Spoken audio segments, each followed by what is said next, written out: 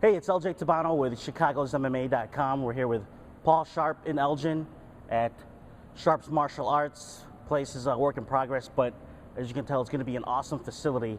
And the reason why we're with Paul today, Paul is with the Elgin SWAT Team, and he's fought MMA here in the area. He's trained fighters, and he's also helped develop self-defense applications based off his various experiences, which include mixed martial arts. And on the heels of Joseph Lozito's taking down that knife killer in New York, we wanted to talk to Paul today to talk about the different applications of MMA techniques when attacked by a blade. Joe Lozito doesn't train mixed martial arts, but he did say that he was a big UFC fan and has watched the sport since the early days, and he learned through osmosis how to do the takedown. And Paul's going to show us how there are functional techniques in mixed martial arts that apply to self-defense situations in the street and against the blade. Our premise basically is that with most knife attacks, you're not going to know a knife's involved until after you're stabbed. Everybody I've interviewed in street interviews, my friends that have been involved, fellow officers that have been stabbed, did not realize a knife was involved until they saw the knife in the hand after they'd already been stabbed several times. So what we want to do is we want to work right off that, because that gives us a worst case scenario. So if you work from the worst case, when you encounter the best case, it's just a gift. All right. So a couple things we want to deal with is we have to control the attacking limb. So the weapon bearing arm, I have to control that right away. In MMA, we have a thing called hand fighting where we work on control of the hands. We're constantly working for control of the hands in clinch range. If I let his hands go, he's going to land shots. I can't allow him to gain upper hand in this area. So what I want to do is control hands at all times. How I apply this to a knife attack is as soon as that knife is here, we're going to start with the knife already here. We're just going to go off worst case scenario. The knife's in, he's made his first shot.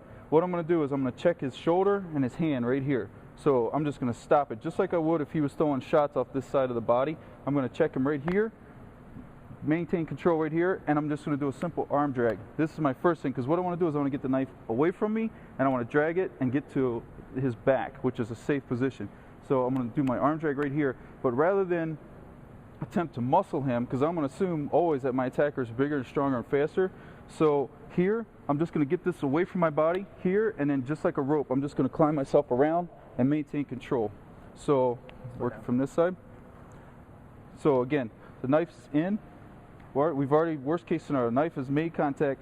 I'm going to check right here, get the knife down and away, slide in for my arm drag, and just drag myself around and get the knife away from me. That's my starting point. That's our very first drill right there, and that's what kind of what we base everything on, is dealing with the knife. I want to, as soon as the knife makes contact, check to stop it, get it away from me, drag, and get out.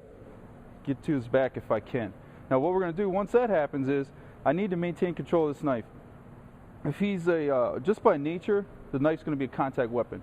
He's got to be within arm's length to get to me with, to hurt me with the knife. So he comes in here, right here. I'm going to just accept that we're already here. Control, drag, and then what I'm going to do is I'm going to go a 2-on-1. Okay. So if you've worked MMA, you've worked a 2-on-1. So once I'm here, I'm going to check, arm drag, and I'm going to transition to my 2-on-1. And what this does is this allows me to use my body as a control mechanism. Rather than dependent on superior strength or agility or athleticism, I'm just going to depend on my body weight against his arm, and I'm just going to put this in my pocket, which again is standard issue for wrestling, which is one of the core arts in mixed martial arts. So I'm going to put his hand in my pocket, which extends his arm. I'm going to suck this in, so now I'm dealing from a point of strength, and I'm going to drop my body down on his arm. This gives me leverage and takes away his ability to move this arm. So I'm just trying to control it at that point. Once I get to this position here where I'm 2-on-1, I'm working my 2-on-1. There's a couple ways you could do it.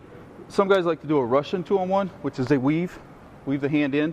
I don't like to do that too much because, again, it depends on fine motor skills and athleticism. I want to make this kind of dummy proof and for the lowest common denominator, so anybody can do this. So put my weight on him, and all I'm going to do at this point is I'm going to switch this leg back and throw knees to common peroneal. I just want to deaden this leg because I want to get away from this guy. If I'm unarmed, I don't have any way to counterattack him other than just physical weapons. I want to get away from him. Okay, so I'm going to be throwing shots into his common peroneal, and as soon as I can, I'm going to disengage and I'm going to run. I'm going to make space. Obviously, there's other things that come into play. The main thing with the mixed martial arts is it's basically a delivery system. And this is something we've said way back. Matt Thornton, the president of Straight Blast Gym, and Adam Singer, and a group of guys, we got together and we came up with the theory that basically what we need is a delivery system. And mixed martial arts became the best delivery system. So if, for instance, if I don't have anything in my hands except for what I can pick up to deal with this guy, but I have a good boxing base, which good boxing mechanics, I could throw a good cross, drop my body weight in. If I pick up a chair, if I pick up anything, I'm going to be able to hit this guy a lot harder than if I don't have that delivery system, if that makes sense. So what I want to do is, even if I come in here and I'm dealing with him here, these knees are going to be a lot more efficient because I've trained my Thai, I've trained my Muay Thai, I've trained my knees for working in the clinch. I'm going to be familiar with hitting somebody in the clinch. And the only way to do that is to train mixed martial arts and just work it hard, get yourself familiar with dealing with a resisting opponent in this range. At this point, you're fighting for your life because you're dealing with an edged weapon. You can do a lot of damage with this. So once I'm here, these hits are going to be hard and they're going to be fast and furious, man. I'm going to be throwing a lot of these to deal with him. Again, we just want to discuss a little bit of our approach to dealing with an edged weapon. One thing you have to keep in mind is that you must accept you will be cut. This is not something you want to take lightly. You don't want to have delusions of grandeur that you're going to be some knight in shining armor and you're going to run in and deal with this guy with a knife. You're going to get cut. You might get killed. So keep that in mind. This is a last-ditch effort. If you don't have any way to counterattack, meaning you don't have a weapon of your own, you're at a serious disadvantage. And you have to take that and keep that in mind. Take that into consideration that this might be the last thing you do. So in all situations dealing with a weapon, your best option is to get out of there. You need to run. Put something between you and the bad guy and get out of town, man. Get away from this guy. Something's wrong with him. If you don't have that option, though, I believe what I've presented today is a good option. It's something that will work in your favor.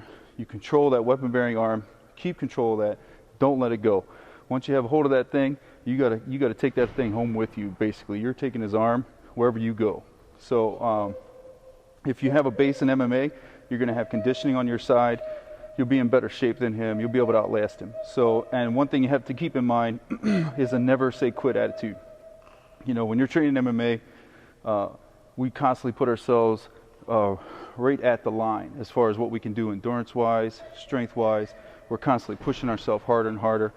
And so what that does is that develops in you a mindset that says, I won't give up no matter what. So even if you're cut, even if you're hurt, you got to just drive on, keep working, keep fighting, and you'll prevail. What I would recommend is there's a couple programs out there that I would highly recommend. One is called Red Zone, and that's by a guy named Jerry Wetzel, Centerline Gym in California. You can buy the DVDs. It's an MMA-based program for dealing with edge weapons. And he's a sought-after instructor. He has trained fighters. He's fought himself.